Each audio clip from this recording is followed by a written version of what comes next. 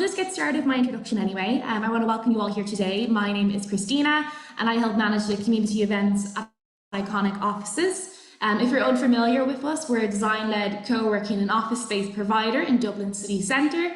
And we have a special offer at the moment. It's our co-working day pass for €25 and our day offices from €60. So if you're working from home, remote worker, or just looking to change your scenery for the day, you can avail of these co-working day passes or day offices to switch it up and enjoy preview facilities that we have on to offer. So moving on to today's event. These events are actually free for all currently, and anyone can attend. And today we're joined by coaching psychologist Jayson Moran for a talk on maintaining healthy strategies for the new normal, so you return to work. So this talk is being recorded and it will be available to watch back, and more info will follow in a post-event email. So without further ado, I'll pass it over to Jayson now. If you have any issues, please do give me a shout here in the chat. I'm here the entire time, but I hope you enjoy it, and I'll follow up in the post-event email this afternoon. Thank you. Hi guys, how are you? I hope you're well. I just want to start off with a few thank yous. So first off, thanks to you guys for coming down today. I appreciate, we've just gone through 18 months of 1 million webinars, so I appreciate you taking the time to come and see this. I suppose I know Iconic are sponsoring today, and so it's free, but you are paying with your time and your attention, and I appreciate you taking the time out of your day. Thanks also to Christina and Saoirse for the continued support from Iconic as well. So just a little bit of housekeeping before we begin. A pen and a piece of paper will be very useful for today. Although I'll be doing most of the talking, I will be putting you guys to work. And also, if you can have your mobile phone to hand, if you're watching this on desktop, because I'm going to do a couple of polls, and so your phone will be very handy.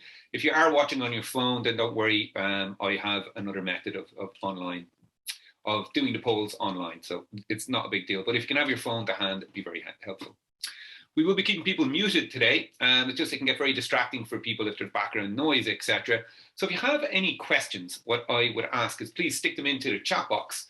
And if you have a question that you're not comfortable asking in front of the group, then just direct message me on Jayson's iPad. You'll see it there in the chat. Okay.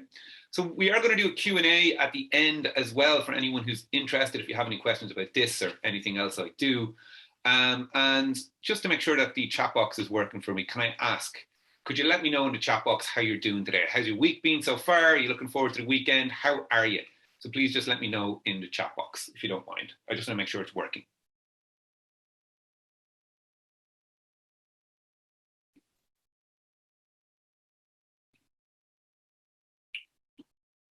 Thanks, Catherine. Very good. Hectic it is, isn't it? It's a very hectic period at the minute. I think life and society is kind of ramping back up, and I suppose I'll talk a little bit about that today as well. Thanks a million, Sue. Appreciate it. Cheers. Thanks a million, Emily. Thanks, Emily. Thank you for today as well. Awesome. Cheers, Katrina. Doing well. Okay, all very positive. It has been very hectic this week, and awesome. Okay, we're going to start to have a look into what's going on around that a little bit as well. Okay, great, cool. Just to let you know as well, we will be recording today. So the video will go up on the Iconic's website. If there's anything you want to go back on, it'll also be on my YouTube as well. So I suppose we're talking about things being hectic, and so a lot of that has got to do with that we're in a period of change. You know, we're moving from one way of being, from that kind of lockdown, restricted society, and we're moving into that opening up, or the new normal, so to speak. And the thing with periods of change is they can be very, very stressful because of change. So they can really elicit a lot of particular emotions in us. So to begin, I would like to talk about these emotions a little bit and how they relate to the meaning that we attach to situations or periods of maybe challenging events might be one way of thinking about it. But to begin, what I'd like to do is I would like to ask you to imagine a situation for me, just to make an initial point. So what I want you to do as I'm describing the situation is I want you to let me know in the chat box how you might feel in the situation at specific points, okay? So I want you to imagine this. You're sitting at home, you're watching an episode of your favorite Netflix show on the couch, you're nice and chilled, and suddenly, out of nowhere, you hear a really loud knock on the door, and you're not expecting anyone, but up you get, maybe you're still in your PJs or whatever, and you open the door. As it swings open, you see an absolutely beautiful person standing there in front of you. Piercing blue eyes, whether it's male or female, whatever your sexual preference, but like maybe the most beautiful person you've ever seen in your life is standing there. Let me know in the chat box. You're not expecting it. You're nice and chilled. You open the door, very beautiful person there. How might you feel?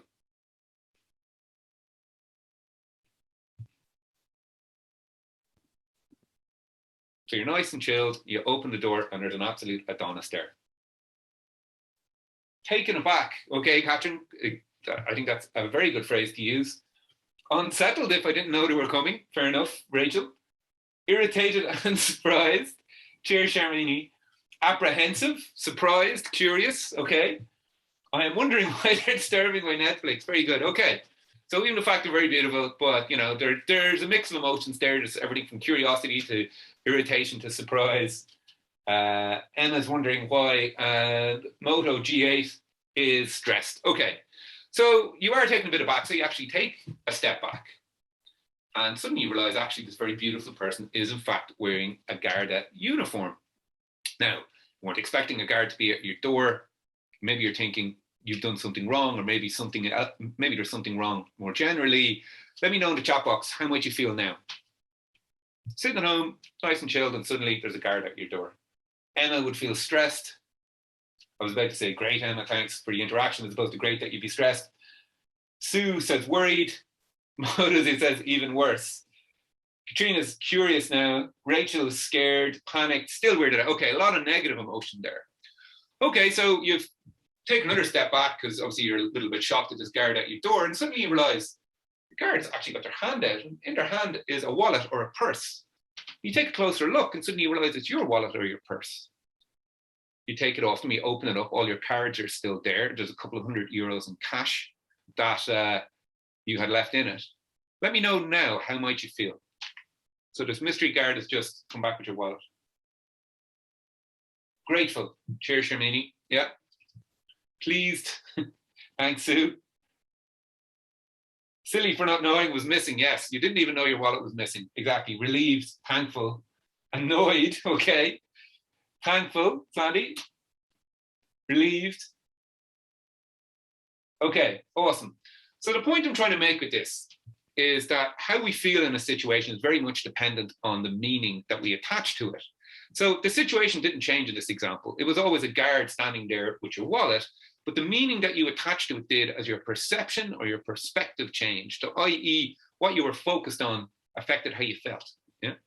So how does this link to maintaining a healthy headspace and work and the new normal and the challenges that we're all facing at the moment? Well, today I'm going to put forward that we can change our perspective or change our focus. And by, I suppose, changing our focus and changing our perspective, we can change how we feel in challenging situations generally. And then we're also going to try and apply that to, I suppose, the new normal and maintaining a healthy headspace and work at the moment. Okay. So I suppose before I go any further on this, I should introduce myself. My name is Jayson Moore. I am a psychologist whose background is in the psychology of performance and productivity, of personal and professional development, and happiness and well-being. So really what I'm all about is helping people move forward. And I suppose I help people move forward by helping them deal with challenging situations. And a lot of this is down to helping them increase their effectiveness. So to help people increase their effectiveness and their impact, but I kind of help people in kind of 3 key areas. So the first is I help people increase happiness and well-being. And the reason for this is we tend to be more motivated, we tend to be more confident, we tend to be more effective when we're happier. So I might help people with questions like, who are you? What are the kind of things that make you happy? Where are you in relation to that? And how can you make that happen? Another topic I would help people with in terms of these kind of areas is stress and managing stressful situations.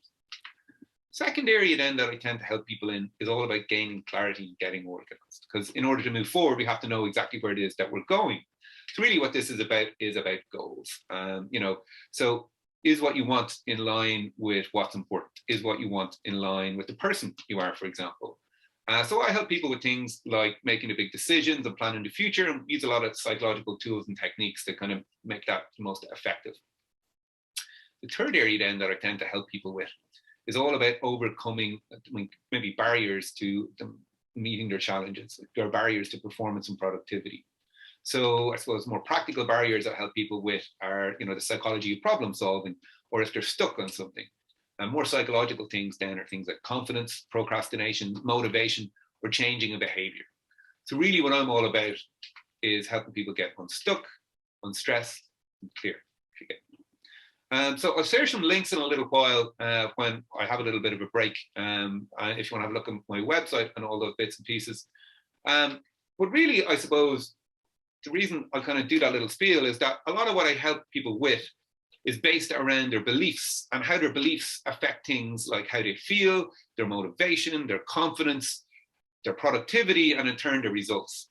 So the exercise I asked you to do a couple of minutes ago was all about how our perception or our beliefs or narrative about a situation affect how we feel. So it's our beliefs about what's going on. And so I suppose the idea is that, we can change how we feel about a situation by changing our focus. So today what I would like to do is explore some different ways of changing our focus or changing our perspective in order to help us deal with challenging situations more generally. And then we're going to try and apply that to what's kind of happening at the moment and the coming challenges for the next couple of weeks and months as we kind of move into that new period of change and the new normal. We're also going to look at some strategies to help increase happiness and well-being more generally, and also some strategies to help reduce some negative emotion. Now, the point with today is that depending on your situation, depending on your personality, and depending on lots of other things, not everything is going to resonate as deeply with you. So ideally, what I would really like is if everyone could at least get one key takeaway from today and apply that over the coming weeks. I would class that as a success.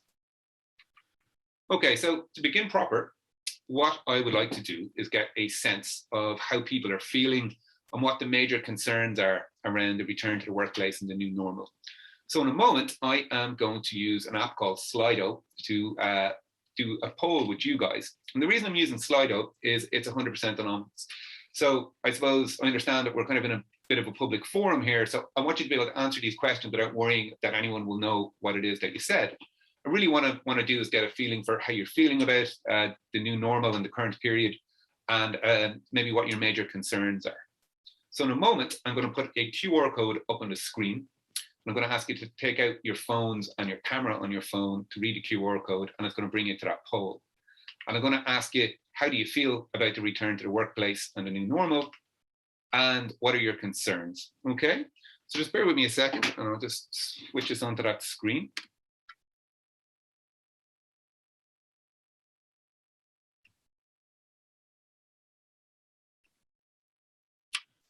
So what I want you to do, I want you to take out your phone and I want you to turn the camera on.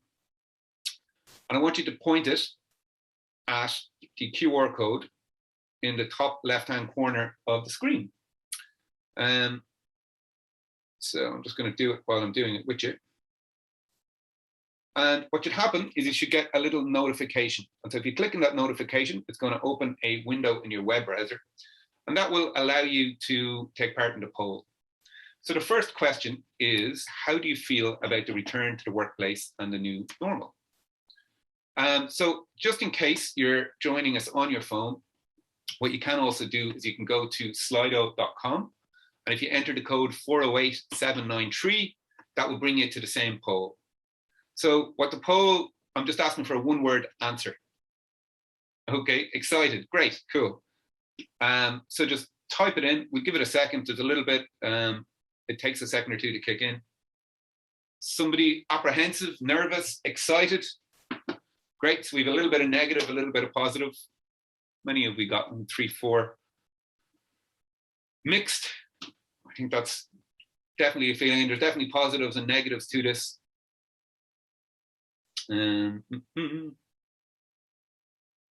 What else have we got there? More mixed emotions. So I suppose there's definitely positives and negatives to this. I'm going to give it another second or two. There is a little bit of a delay on this thing. And again, if anyone's having trouble, okay, I'm on my phone using Zoom. How do I do it? Moto G8, if you have access to a desktop, you could you do it on that. The other option you have is what you could do is just open a browser in your phone and go to slido.com and just type in that code and it should allow you to take part. Okay. Mixed emotions seems to be the major one that we have here. I think about 10 people have voted. Okay, apprehensive also seems to be an issue. Okay, I'm going to give it another 10, 15 seconds to give people a chance. But I think we've kind of hit as many people are going to vote as we're going to vote. So great, grateful as well. Okay, so if I was to kind of sum this up, it seems that there is a mix of positive and negative, with maybe a little bit leaning on the negative emotion side of things. There seems to be a bit more apprehension and a little bit more negative emotion than positive emotion. Okay, I'm going to move on to the next poll now. So on your screens on your phones, when I move this on, it should move on to the next slide. So the next question is this: what are your concerns around this new normal and work in relation to it? So I suppose a lot of people had said it was kind of hectic. What are the kind of things that you're worried about? You know, I'm going to stick in my own one here as well. What are your concerns? What are your worries? Okay, what's expected from me? Okay.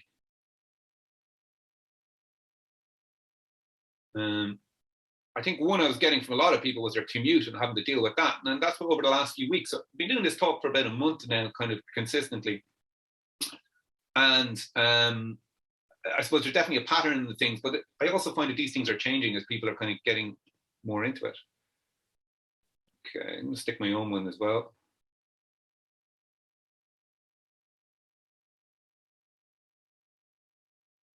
Okay, so feeling overwhelmed. So worried about our own performance, worried about ourselves and how we're going to act, I think is there. Having to deal with others in person, what if I'm awkward? That's actually my own one, and I'll go into that in a little bit in a while. Feeling overwhelmed, don't want to lose work-life balance, so that's about the situation and how things are going to be. Increased social interactions, I have a personal one with that as well. It was kind of a little bit overwhelming to be kind of coming out among so many people. Commuting and managing childcare, that's been a huge problem because people have just managed to get systems in place, I suppose, for dealing with those issues. And now it's like there's a period of change again. That nothing changes for the good. Okay, so it's like a general negative outlook on what's happening and what's expected of me again. Things are more tiring, meeting others' expectations. Very interesting. So I suppose what you can see with this is you can see how those negative emotions that were kind of coming up in the last section are very much linked to these worries and concerns that people have. Okay, never being able to switch off from work. I feel you. Okay, I'm just going to bring us back to the main presentation now. So, as I said, you can see how some of these worries are going to be linked to some of these negative emotions like apprehension and stuff that people were feeling. And so that very relationship, that relationship between how we feel and our thoughts or beliefs or the story that we're telling ourselves around a situation, that's what I want to kind of explore for the rest of this talk. So we tend to have beliefs or worries or concerns in kind of three main areas. So we tend to have beliefs about the world, we tend to have beliefs about other people, and we tend to have beliefs about ourselves. And you can see by what I suppose those major concerns and worries were, how they would all kind of slot into one of these three areas. And the thing is dependent, and this is a huge simplification, but whether we see the world, other people, or ourselves as inherently good or bad, well, that can have a huge effect on whether we feel positive and negative emotion. So for the rest of today, I'm going to focus on our beliefs in each of these areas, our beliefs around the world, our beliefs around other people, and our beliefs around ourselves, and how they can affect how we feel and how we deal with challenging situations more generally, and then see how we can apply that in the coming weeks. So I suppose the first area I want to focus on are our general beliefs about the world. So we have beliefs about the world. We have beliefs around how it is, how it should be, what should happen, what shouldn't happen. We tend to feel a lot of positive emotion. We tend to feel things like joy or contentment and satisfaction when the world is as it should be, when things are good, when all is right with the world, so to speak. Conversely, we tend to feel a lot of negative emotion. We tend to feel things like dread or horror or annoyance or frustration when things are not as they should be. So, for example, the recent revelations about the speed of climate change that was all over the media for a while probably led to a lot of negative emotion in quite a lot of people. Yeah. So, in terms of our beliefs about the world, two broad patterns that we have are what are called pessimism and optimism. So pessimism is an assumption that things are going to go badly, that things aren't going to go well. whereas optimism is the opposite. Optimism is an assumption that, good things are probably going to happen. And the thing you have to remember about our beliefs about the world, and this is very important, is that we have what's called a negativity bias. And so our negativity bias is the fact that we will have a tendency to notice, to focus on, and to pay more attention to negative or bad news. And so this is why newspapers in general have got about 80% of the news in newspapers is negative. And the reason for that is we pay more attention to negative news, and so we buy more newspapers as a result. Now, there's a very sound reason for this negativity bias. And for thousands, if not millions of years, it kept us alive. So I want you to imagine a scenario for me. You are, sorry, I just got a flag there that my internet connection was a bit unstable. I'm very sorry. I'll give it 2 seconds before I continue. So sorry, I was speaking about our negativity bias and why we have it. So if you want to think about this, for thousands, if not millions of years, it kept us alive. So I want you to imagine it's 100,000 years ago, and you're walking down the savannah in Africa as one of our ancestors. And you walk by a bush, and the bush rustles. And you're not sure if it's a gust of wind or if it's a predator, but what do? Well, you run as fast as your little legs will carry you, because the negative consequences of it being a negative outcome, i.e. being a predator, would be pretty catastrophic. You would be eaten. So I suppose the extreme negative consequences of negative outcomes meant that this negativity bias served us and kept us alive. And those who were optimists, those who assumed that it was just wind in the bush, even if it was only one time in 100 that it was a predator, well, they got eaten. And so they didn't get to pass their genes or their optimism down to the next generations. But the issue that we have is that threats that we have in modern life, they're a little bit different. So the threats that we have in modern life are much more common, but much less catastrophic, much less dangerous. So for example, Neolithic humankind didn't have to worry about a micromanaging boss. They didn't have to worry about a million emails. They didn't have to worry about their internet connection being a bit unstable all of a sudden. So the threats that we have in the modern world, there's much more of them, but they're much less dangerous. And so the issue is that this negativity bias, or this stress reaction that we have, tends to lead to a lot of negative consequences. So things like, chronic stress and unhappiness. So this is why there is a benefit to the opposite worldview, a benefit to optimism. So it turns out that optimism has been very much linked to lots of positive outcomes. So we like greater motivation, like greater performance and productivity, and better mental and physical health. So in terms of why optimism is linked to greater motivation, well, it's quite intuitive when you think about it. It's like if you think that the effort that you put into something is going to lead to a positive outcome, well, then you're much more likely to feel motivated to do that thing. I mean, why would you try and do something if you don't believe that it's going to work? And this greater motivation seems to be linked to greater performance and productivity. So, I suppose the harder we try with something, the more we tend to get done. Both of these seem to be very much linked to better outcomes for optimists in terms of physical and mental health. So, I mean, if you want to think of sticking to an exercise regime or sticking even to a course in medicine, if you believe that they're going to work, you're going to be more motivated to take them, so you're much more likely to do it. Conversely, in terms of outcomes for mental health, well, the more motivated you are and the more productive you are, generally your quality of living, your quality of life will be a little bit higher, and this tends to translate into better mental health and better well-being. Optimism also has a very amazing effect on negative emotions and the negative effects of negative emotions. So it turns out positive emotions like optimism tend to negate the negative effects of negative emotion on your body and on your cognitive performance. So it turns out for every negative emotion you have, if you have 3 positive emotions like optimism, it tends to undo those negative effects.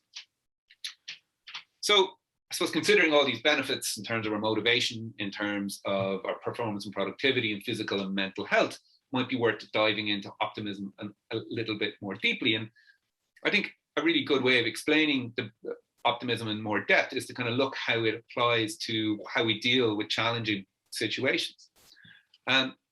So if you want to think about a challenging situation, turns out there's kind of 3 key dimensions to being optimistic in it. And these 3 key dimensions are called the 3 Ps of optimism. So they're permanence, pervasiveness, and personalization. So permanence refers to whether we think a challenging situation or a negative situation is going to be permanent, or it's going to be long lasting, or it's going to be likely to reoccur, or whether it's just temporary. So really what we're asking in a challenging situation is will it last? If you want to think of reopening or the kind of, I suppose, the hecticness of the current period, I suppose the optimist would assume that this is just transitory and it will pass, whereas the pessimist will assume that this is it's going to be like this forever. The second dimension of optimism is what's called pervasiveness. And pervasiveness refers to whether we think, I suppose, an issue or a challenging situation is generally how it is, or whether it's kind of more situationally specific. I think a good way of thinking about this is how we deal with struggling with change a little bit. So because it's a period of change, we're all going to struggle in different ways, again, depending on your personality, depending on your situation. The thing is, so I'll give you an example. I was struggling initially with kind of getting out and meeting people in person. And the optimist in this instance would see that as compartmentalized. So that's just one area that I happen to be struggling in. Pessimist, on the other hand, will say, well, actually, they will see that as they're struggling generally, or even worse, they might even say, well, I'm just someone who struggles, if you get me. So one is very specific and compartmentalized, but the pessimist will see it as, I struggle generally, let's say. The third dimension of optimism is personalization. Personalization is all around whether we blame ourselves in challenging situations. So for example, really the question we're asking here is it my fault? And the optimist will, I suppose, take into account situational factors, whereas the pessimist will assume it's something inherent in them. So for example, when we went into lockdown, or as we're coming out, because it's a period of change, will be increased stress. More people are burning out. There is a lot of negative effects in terms of our work performance. And the optimist in this instance will take into account these situational factors. So for example, the isolation, the fact that it's a period of change, I suppose the stress that everyone's under, whereas a pessimist will see that they will think it's something inherent in them and they'll blame themselves. Okay. I think at this point is a good point to, so if you want to think of a challenging situation as this, the optimist will think it's temporary. The optimist will think it's just a particular part or a particular issue in my life. And the optimist will also take into account the situational factors. So they might say something like, look, this is a tough situation that I'm dealing with. I think at this point, it is a good moment to differentiate between optimism and what I call mindless positivity. So mindless positivity is when we say that everything is fine, or we believe that everything is fine when in fact it's not, I suppose we probably all know people in our lives that no matter how dire a situation gets, everything's grand, it's fine, we'll figure it out. Even though sometimes that's not always the way it is. So there is, I suppose, moments when realism is a little bit, or I suppose the point I'm trying to make here is that realism is very, very important. Optimism is not about blindly saying everything's going to be fine when it's not. What it is about is balance. It's about noticing that there is good aspects, or there is positives to a situation as well as the negatives. And if you want to think of certain situations being mindlessly positive, can be actually catastrophic. So if you're a gambler, you don't want to be mindlessly positive. Or if you've got a serious health condition, for example, you don't just want to ignore medical advice and not do anything about it because you're saying everything's just going to be fine. So really, I suppose what this is all about is that the same negative events, the same challenging situations are going to happen to an optimist and a pessimist. But what will differ is their experience and thus their response. So the optimist sees a challenging situation as temporary, specific, and take into account situational factors. And as a result, they'll try to do something about the situation because they believe that their efforts at least have a chance of paying off. And the good news is there is a lot of evidence to suggest that we can change this response. And this is what we call learned optimism, whereby we learn to notice and expect more good happenstances by focusing on them. And so I'll give you an example of this from my own life. So a couple of years ago, before I studied all this, I was going through a very rough period. I just come out of a relationship. I'd just been dumped. I was in a job I didn't like. And my health, I was having terrible issues with my health and didn't know what was wrong with me. So I was quite down. I came across this exercise. This exercise is called 3 Good Things. Now, very, very simple. So all you do at the end of every day for 1 week, just before you go to bed, keep a notebook beside your bed. And what you do is you write down 3 good things that happened that day and why they happened. What this forces you to do is to focus on some of the positives in your day. And by writing about why these things happened, it forces you to deepen your thinking. So you're spending a little bit of mental time focused on the good things in life. Now, when I first tried to do this, I really struggled, particularly because I was down. I was in a bad place, I suppose. And so what happened is that after a day or two, I would start looking out for good things in my day because I knew I was going to have to write them down later. Now, just to make a point about this, I didn't suddenly find my dream job. The pain of coming out of that relationship didn't magically disappear. My health issues didn't magically fly away. But what did happen as a result of having to try and focus on these things is I started to become more aware of and more appreciative of some of the good things in my life. So, for example, the support I was getting from my family, the support I was getting from my friends, food, and suddenly I became much more appreciative of that.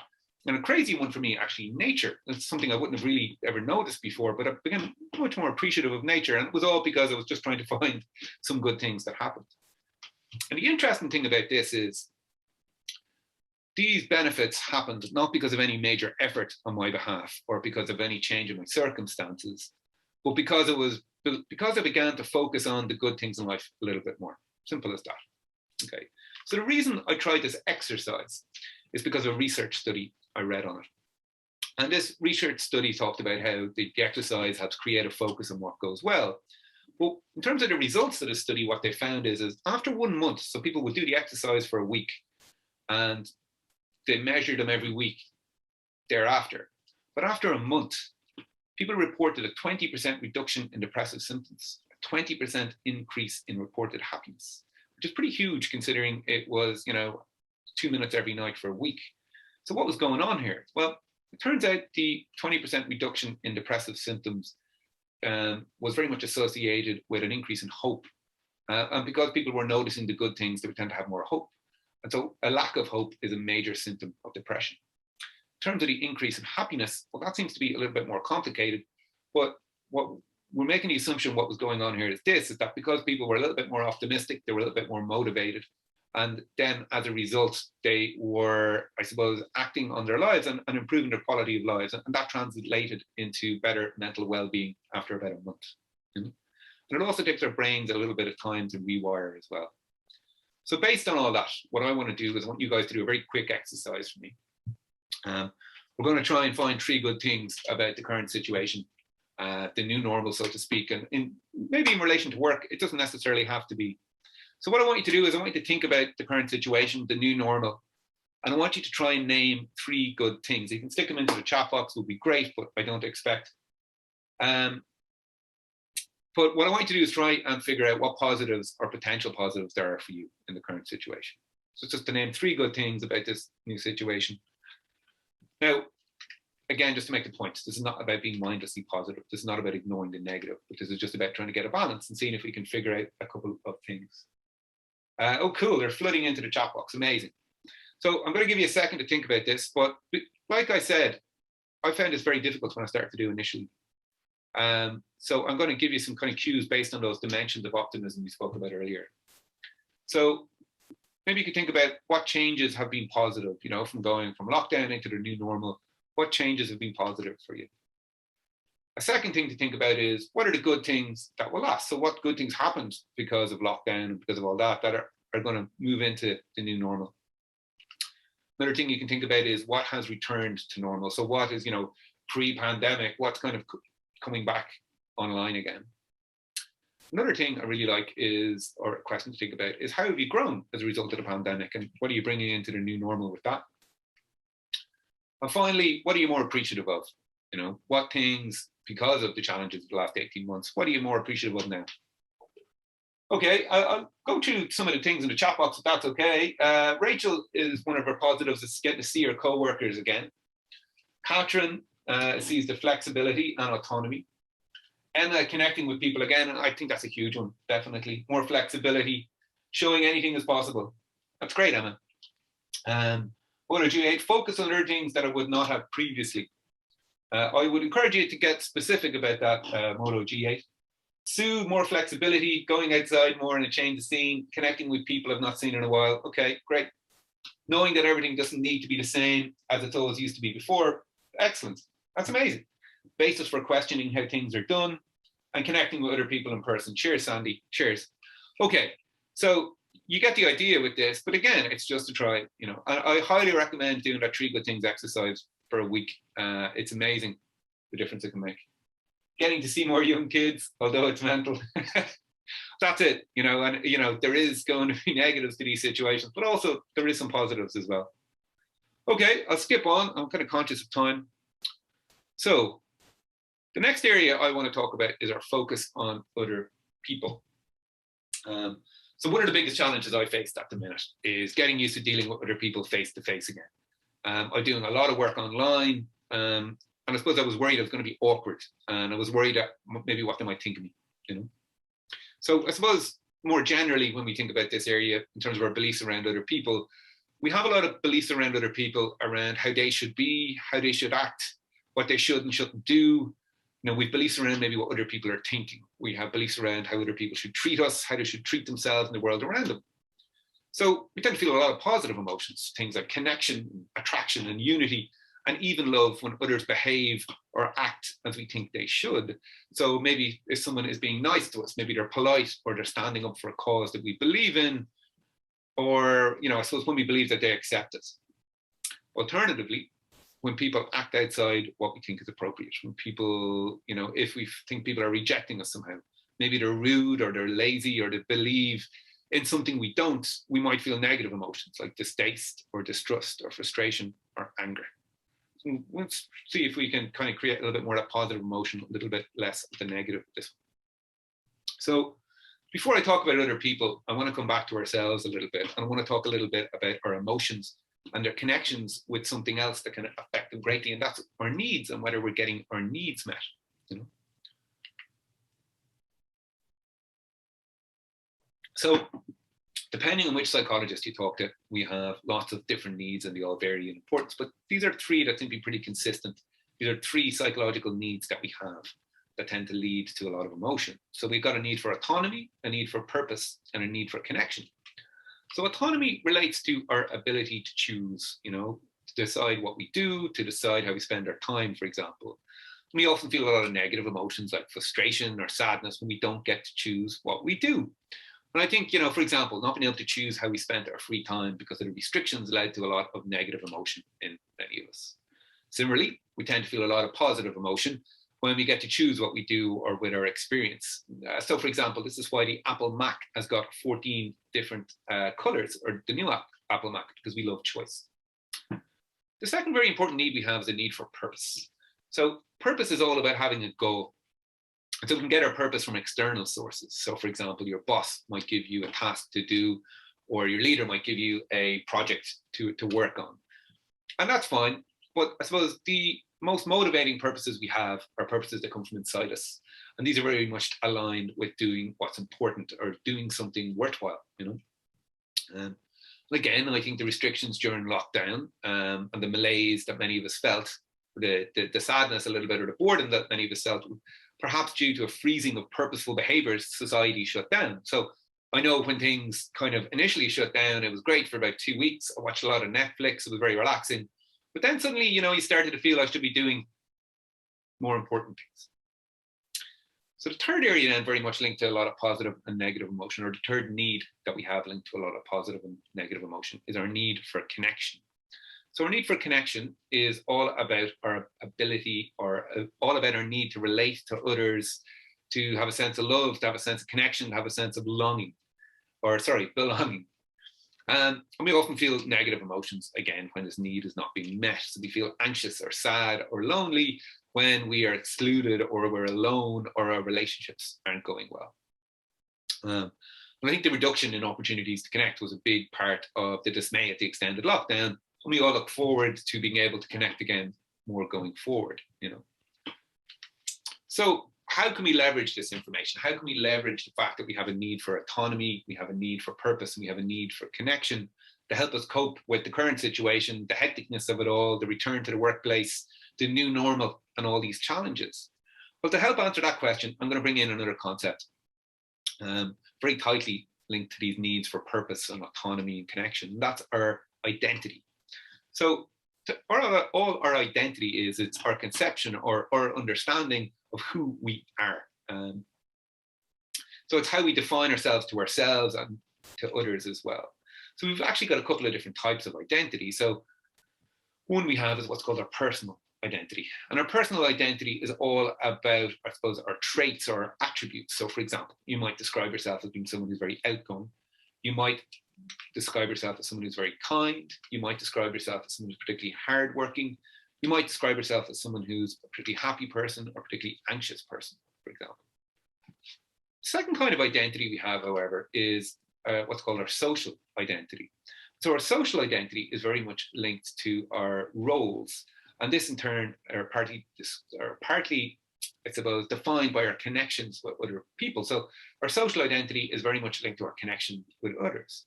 So for example, I've got various roles in my life, and that's how I understand myself. So for example, I'm a son, I'm a psychologist, I'm a brother, I'm also a partner, I'm also a coach, I'm also a speaker.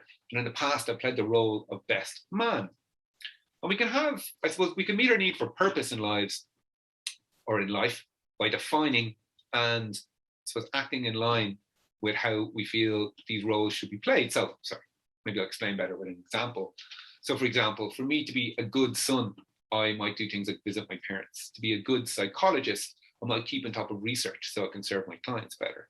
For me to be a good partner, maybe I do something to support and connect my partner, for example.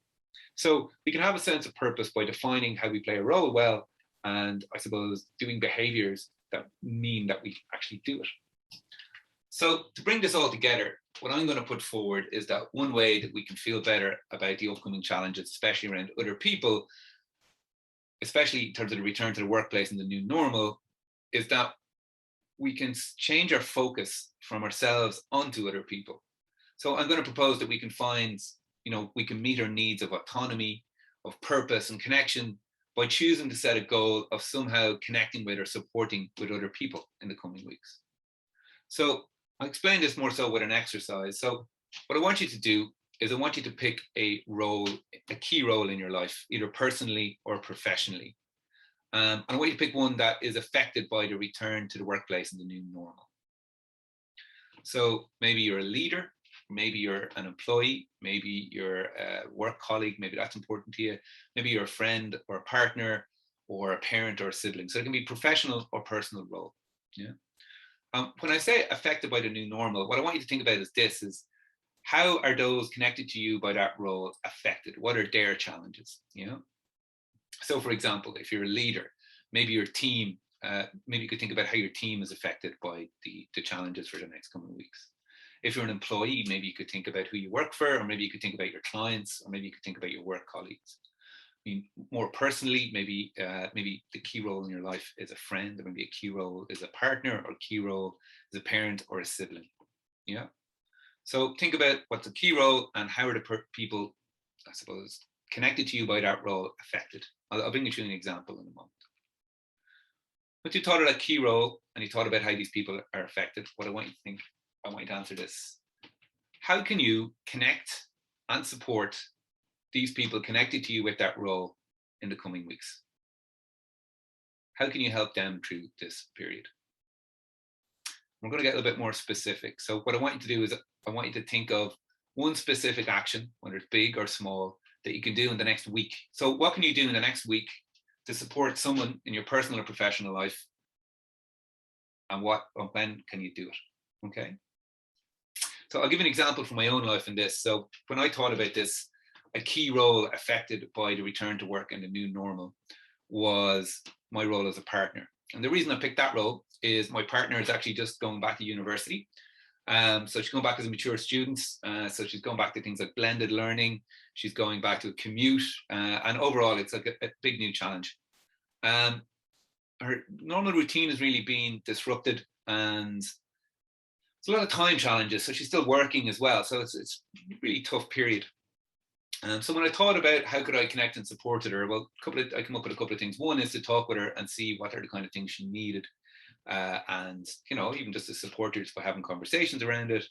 And when I thought about what one specific action, big or small, I could take in the next week to support her, well, I made the decision that I was going to cook dinner all week so that she could, at least when she came home in the evenings, she could relax and, you know, get organized and gather herself as she adjusts to that new routine.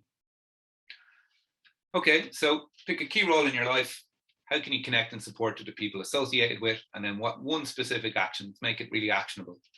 Okay, so again, can you just let me know in the chat box how you found that, whether that made sense, whether you need me to explain it a little bit more. But who can you help and support over the next week to help you kind of deal with that, dealing with other people again? Just let me know in the chat box if it made sense and if you're able to find someone. Or if anyone has any questions as well, now's a good time. Now, a third area that we have beliefs in then is beliefs about ourselves. So we have beliefs around, you know, how we should be, what we should do, what we should achieve, how we should act. And again, this leads to positive and negative emotions. So we tend to feel positive emotions when we, I suppose, meet our personal standards, when we live up to our own expectations. So maybe we feel a positive emotion when we speak well in public, for example, or we get more work done today than we thought we were going to get done. And conversely, then we feel negative emotions when we don't live up to our personal standards, when we don't meet our own expectations. So, for example, we feel things like guilt or shame when maybe we ate a piece of cake when we're supposed to be in a diet, or maybe we didn't get as much work done today as we would like. So the final area I want to talk about is our beliefs around ourselves and how that can lead to a positive and negative emotion. And then we're going to try and apply that to the return to workplace. So I want you to imagine a final scenario for me.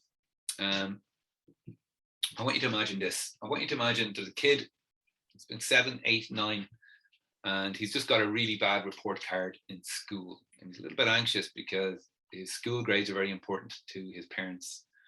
So he goes home with his bad report card and he brings it to his dad. His dad gets very, very angry or annoyed at him. And his dad says this. His dad says, "You always struggle. I'm really ashamed of you. What a loser. You're never going to amount to anything." What I want you to think about is this, and let me know in the chat box, is what will be the impact on the kid, the dad saying that to him?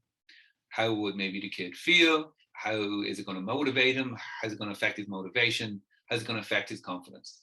So kid comes home with a bad report card, and the dad says, "You always struggle. I'm ashamed of you. What a loser. You're never going to amount to everything. You're always messing up." What might be the impact on the kid? Let me know in the chat box.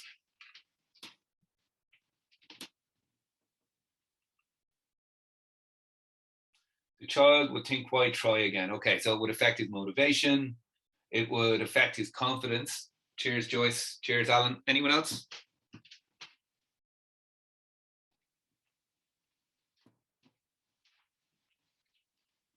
How would a dad saying, "You always struggle. I'm ashamed of you. What a loser." How would that impact? It would make him feel like he's destined to fail. Yeah. Okay. Would affect his confidence. Okay. So you can kind of, I mean, pretty obvious. It's going to affect how the kid feels. It's going to affect his motivation. It's going to affect his confidence. Okay, Claire. You could go discourage or take the challenge. Very good. But I suppose if you think of it as a little kid to an extent, I mean, I suppose it depends on the tone that the dad is saying. And I think tone is very important. We'll get to that in a second. Low self-esteem. Cheers, Louisa. Okay. So the point I'm trying to make with this is it's all very obvious, I suppose, or generally anyway, that there will be a negative impact on how the kid feels and his motivation, his confidence. But what we don't think is when we use this kind of language on ourselves, because often we talk like this to ourselves and we don't realize the negative impact it has on how we feel, or the negative impact it has on our motivation, or the negative impact it has on our confidence. So what I'm talking about here is what's called negative self-talk, or another word for it, or another title for it is what's called the inner critic.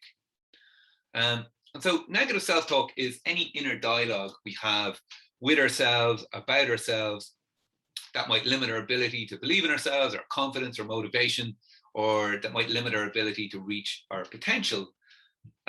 Really, it's that running dialogue we have with ourselves, about ourselves, and it's often quite judgmental, where we judge ourselves. And the issue with this is that we can be biased. Sometimes our thoughts are not very realistic, sometimes our thoughts are not very supportive, and sometimes our thoughts are just not very helpful. And they often take very, very common patterns, and these are called unhelpful thinking styles. So, for example, we often jump to conclusions, or we catastrophize.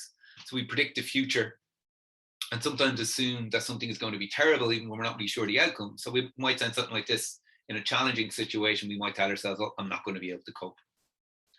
Another thing we do is we generalize. So this is where we make assumption about how things are from one event or one experience. So, you know, if you struggle with one thing, you might tell yourself something like, oh, I always struggle. Another thing we do is we overuse the words should or must, and this can lead to a lot of guilt and a lot of shame. So in a challenging situation, you might say something to yourself, oh, I should be able to cope with this, you know. Another thing we do is we label ourselves, you know, so we might say something like, I'm someone who's just not able to cope, you know, that's just the type of person I am. And the issue with this is it becomes a self-fulfilling prophecy. So if we tell ourselves I'm someone who's just not able to cope, well, then why would we try? And if we don't try, then we're probably not going to be able to cope. And so it becomes like a vicious kind of circle. Another thing we do in challenging situations is we're perfectionists about it. We assume we've got to handle everything perfectly. So we might tell ourselves something like, you know what, if it's not perfect, I've failed. If it's not perfect, I'm a failure. And I suppose the issue with this is we shouldn't really equate our achievements with our self-worth. I think a good way of thinking about this is you probably have some people in your life, or at least one person in your life, who's maybe not a huge achiever, but that doesn't mean that you don't love them and respect them. Finally, there is a final, I suppose, unhelpful thinking style we have is we blame ourselves. It's called personalization. This is very much linked to the optimism material I was talking about earlier. But this is where we think it's our fault and we ignore situational factors. Okay, so I want you guys to have a think about this for a second. And I want you to have a think about the return to the workplace and the new normal. So I'm going to put up a poll again.